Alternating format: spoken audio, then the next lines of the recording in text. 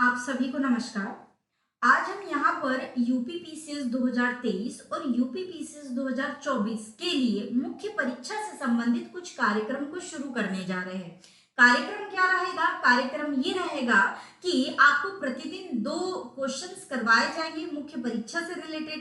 ये ऐसे क्वेश्चन होंगे जिनकी सर्वाधिक संभावना होगी आपके यूपी पीसीएस 2023 और यूपी आने वाले जो आगामी परीक्षा यूपी पीसीएस 2024 के लिए। ठीक है, मुख्य तौर पर ये टारगेट किया जा रहा है यूपी पीसीएस मुख्य परीक्षा में जो क्वेश्चंस आते हैं, खास करके वे क्वेश्चन जो आपके यूपीएससी से एज इट इज पूछे जाते हैं वे भी, और ऐसे भी क्वेश्चन या ऐसा भी समय जो कि चीजें चर्चा में रही और उससे संबंधित आपके क्वेश्चन आपसे पूछे जा सकते हैं। तो ऐसे सभी प्रकार के प्रश्नों जिनकी सर्वाधिक संभावना है मुख्य परीक्षाओं में आने की, ऐसे सभी प्रश्नों को हम क्या करते चलेंगे? हल करते चलेंगे। ठीक है, मैं यहाँ पर आपको जब प्रश्न लेकर आपके सामने आऊंगी तो मैं आपको ये अवश्य बता दूंगी कि ये जो प्रश्न है आपका किस पेपर से जुड़ा हुआ है और किस सब्जेक्ट के साथ इसका संबंध है। ठीक है, दूसरी चीज ये है कि प्रतिदिन आपको 2 क्वेश्चन करवाए जाएंगे। एक क्वेश्चन का वीडियो आएगा सुबह और एक क्वेश्चन का वीडियो आएगा शाम को, जिसमें से जो आपका ये जो वीडियो रहेगा ये आपका बहुत ज्यादा समय नहीं लेगा, 10 से 15 मिनट के ये वीडियो रहेंगे मात्र, जिसमें हम जो क्वेश्चन है उसकी फ्रेमिंग करेंगे, उसकी भूमिका बनाएंगे और उसका सार या निष्कर्ष के बारे में हम बात करेंगे। ठीक है, तो ऐसे ही आज से ही चूंकि हम इसकी शुरुआत कर रहे हैं तो आज मैं आपके लिए एक प्रश्न लेकर आई हूं। सबसे पहले हम लोग प्रश्न को लिख लेते हैं। प्रश्न है आपके सामने, क्या हम वैश्विक पहचान के लिए क्या हम वैश्विक पहचान के लिए अपनी स्थानीय पहचान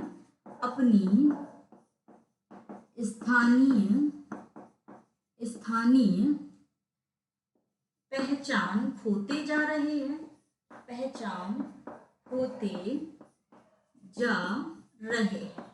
ठीक है, अब ये सवाल है आपके सामने, चर्चा कीजिए।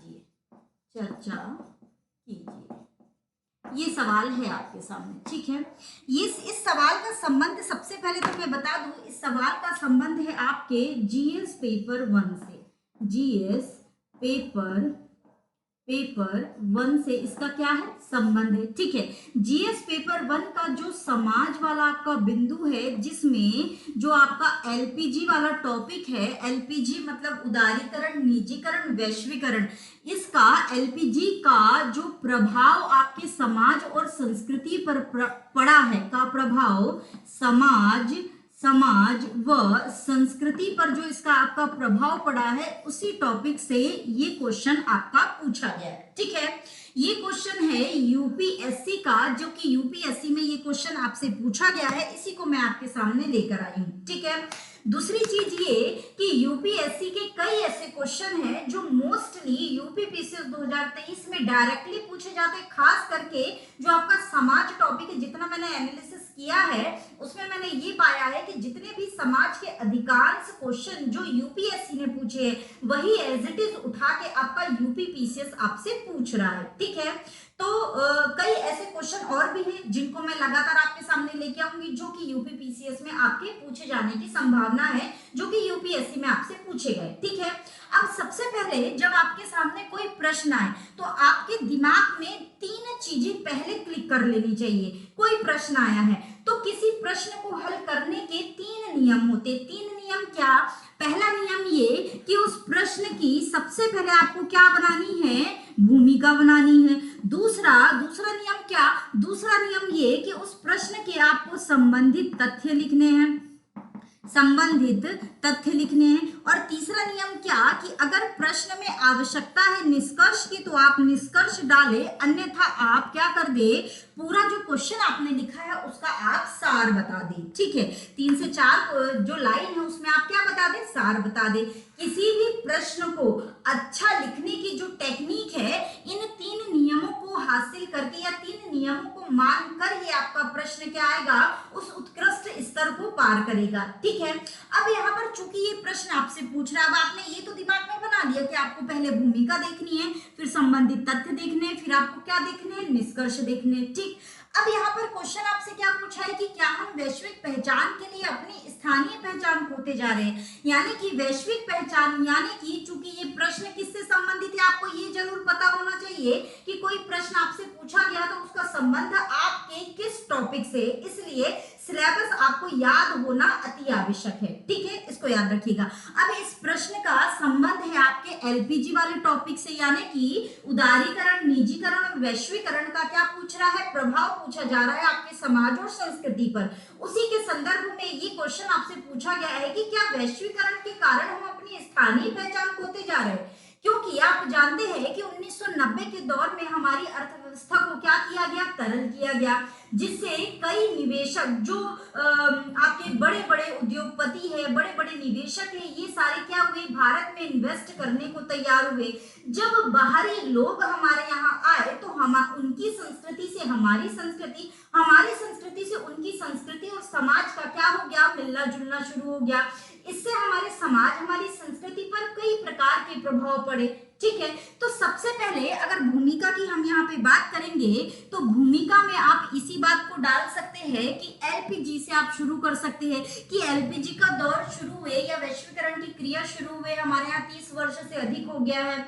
हालांकि स्वतंत्रता से पहले भी हमारे यहाँ स्वतंत्रता के बाद भी हमारे यहाँ कई बदलाव देखे जा रहे थे, लेकिन उनके बदलने की जो दर थी वो कैसी थी, कम थी। लेकिन जैसे ही हमने एलपीजी अपनाया 1990 के बाद से उनकी जो यानी जो हमारी संस्कृति समाज के बदलने की जो दर है वो कैसी हो गई, तीव्र हो गई। तो इस चीज को आप क्या कर सकते हैं, भूमिका में डाल सकते हैं। किस बात को उठा करके, 1991 के वैश्वीकरण और आप स्वतंत्रता के बाद की भी थोड़ी सी बात कर सकते हैं तो भी आपका काम चल जाएगा। तो 3-4 लाइन की, 3 से 4 लाइन की आपकी क्या हो जाएगी, भूमिका हो जाएगी। ठीक है, अब इसके संबंध में तथ्य आप क्या डालेंगे, अब आप इसके संबंध में तथ्यों की अगर बात की जाए तो यहाँ पर आप उन बदलावों को डालेंगे जो वैश्वीकरण के बाद आपके यहाँ देखने के लिए मिले हैं। जैसे कि कौन कौन से बदलाव आपने देखे हैं अभी तक, मैं आपको ध्यान दिलाऊं, आपने देखे लेकिन आपको शायद वो चीज महसूस नहीं हुई होगी। ठीक है,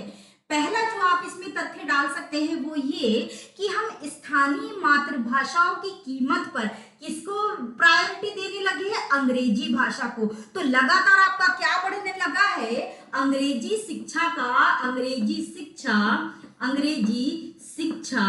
शिक्षा या अंग्रेजी जो भाषा है इसमें क्या हो रही है, बढ़ोतरी हो रही है। जबकि जो आपकी स्थानीय भाषा है, जबकि जो आपकी स्थानीय या जो आपकी मातृभाषा है ये क्या हो रही है, उत्तरोत्तर इसका क्या हो रहा है, उत्तरोत्तर इसका क्या होते जा रहा है, ह्रास होते जा रहा है। ठीक है, एक पॉइंट आप ये डाल सकते हो। दूसरा पॉइंट आप ये डाल सकते हो कि जो नैतिकता है, चूंकि हम उच्चतर शिक्षा की ओर लगातार अग्रसर हो रहे हैं तो हमारी नैतिकता का भी धीरे धीरे क्या होता जा रहा है, पतन होता जा रहा है। तो एक आप ये डाल सकते हो, नैतिकता और उच्चतर शिक्षा, नैतिकता व उच्चतर शिक्षा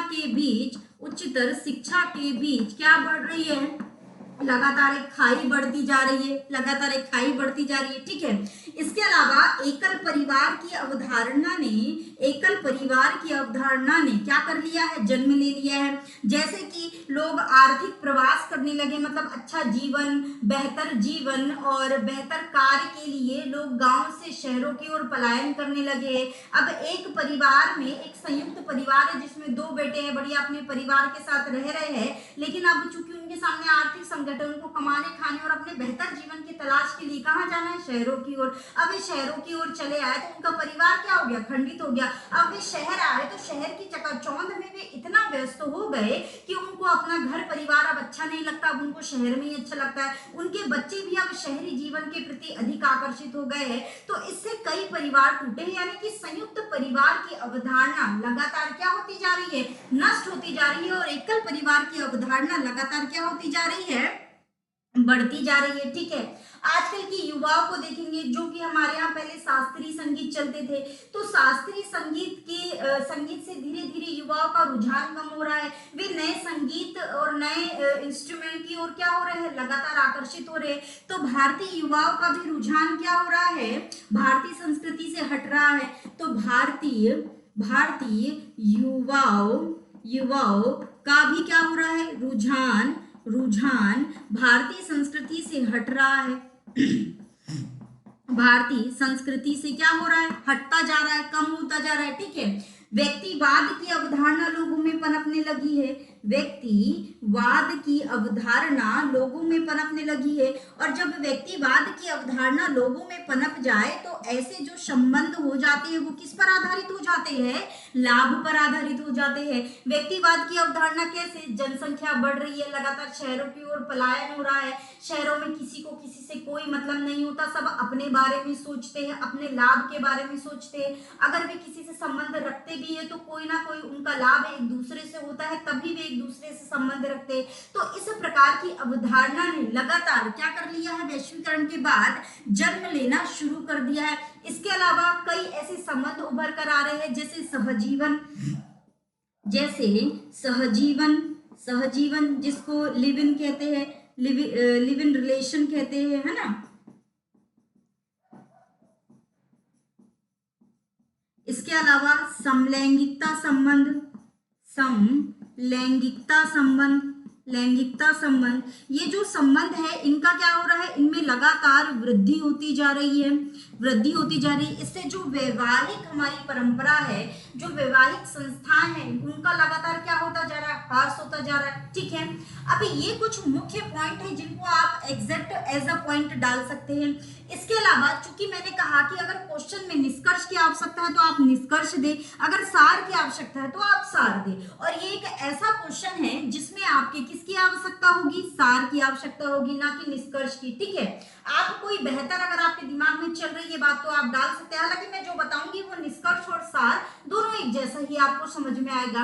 अब अंत में आप डाल सकते हो ये सब कि ये जो वैश्वीकरण का दौर आया, इसने ना सिर्फ हमारे समाज को बल्कि हमारी संस्कृति को, हमारे रहन सहन को, हमारे खान पान को, ठीक है, हमारे खान पान को क्या कर दिया है, प्रभावित कर दिया है। जैसे कि शॉपिंग कॉम्प्लेक्स हो गए, मॉल्स हो गए, ठीक है, हम लोग ज्यादातर फास्ट फूड की ओर आकर्षित होने लगे हैं, ज्यादातर रेस्टोरेंट पर निर्भर होने लगे हैं। ठीक है, भारतीय खाद्यान्न को हम धीरे धीरे भूलते जा रहे हैं, हम पिज्जा बर्गर की ओर लगातार आकर्षित हो रहे हैं। ठीक, इससे हमारे स्वास्थ्य पर प्रभाव पड़ा है। आप देख रहे हैं सर्वाधिक आज की जो आबादी है, युवा आबादी, वो मोटापे से परेशान है, विभिन्न प्रकार की बीमारियों से परेशान है।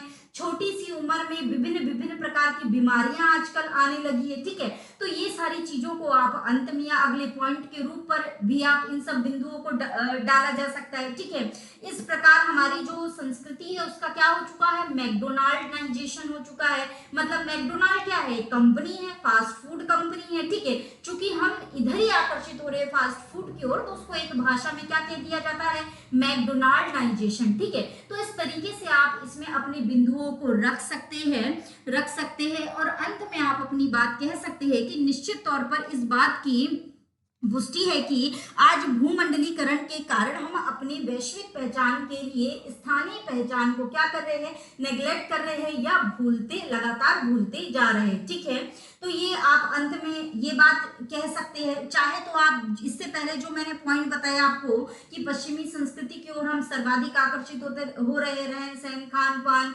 हमारा बैठने उठने का तरीका, पहनने ओढ़ने का तरीका, बोलने का, शिक्षा का, हर चीज में इसने हमारे क्या किया है, हर चीज को इसने क्या किया है, प्रभावित किया है। तो इस तरीके के बिंदुओं को, तथ्यों को आप अपने क्वेश्चन में डालेंगे तो मैं आपको कह रही हूं कि आपका जो क्वेश्चन है वो उत्कृष्ट लेवल का दिखाई देगा। ठीक है, इसके अलावा अगर आपके दिमाग में और भी कई चीजें चल रही है, और भी कई पॉइंट जनरेट हो रहे हैं, तो आप उसको भी हम तक पहुंचा सकते हैं। इसके लिए मैं कोशिश करूंगी जैसे जैसे संख्या बल जुड़ता है इसमें, उसमें हम ये ट्राई करेंगे कि एक ग्रुप बना लिया जाए और उसमें हम लोग क्या करें कि जो क्वेश्चन मैं यहाँ पर करवा रही हूँ आपसे, ठीक है, उन्हीं क्वेश्चन को आप लिखने का प्रयास करें। कुछ पॉइंट यहाँ से उठा ले, कुछ आपके दिमाग में पनप जाएंगे, है ना, तो उन पॉइंट का मिला जुला के एक बढ़िया सा क्वेश्चन तैयार करें और उसको ग्रुप में डालिए। एक दूसरे से आप शेयर करोगे, एक दूसरे को दिखाओगे, दूसरे का देखोगे, तो इससे आपकी तैयारी और बेहतर होगी। ठीक है, हमेशा मेंस की तैयारी अकेले नहीं की जाती है। मेंस की तैयारी के लिए आपको लोगों की आवश्यकता होती है। क्यों? क्योंकि आपको आपका उत्तर जांचने के लिए किसी न किसी की आवश्यकता तो होगी, प्लस दूसरे का उत्तर आएगा, आप उसको पढ़ेंगे, ऐसा लगेगा आपको हाँ यार मुझे भी ये पॉइंट डालना चाहिए था, मैंने मिस कर दिया, अब मैं ये पॉइंट याद रखूंगा। तो ऐसे कई पॉइंट है या ऐसी कई चीजें हैं जो आपको दूसरों का क्वेश्चन पढ़ते पढ़ते याद हो जाएगी, ठीक है। और जुड़े भी वही लोग जो कार्य करना चाहते हैं और वाकई में यूपीपीसीएस को टारगेट करना चाहते हैं, ठीक है। तो आज के लिए बस इतना ही। आप सभी का बहुत बहुत धन्यवाद। शाम को एक और क्लास आप लोगों के सामने आ जाएगी।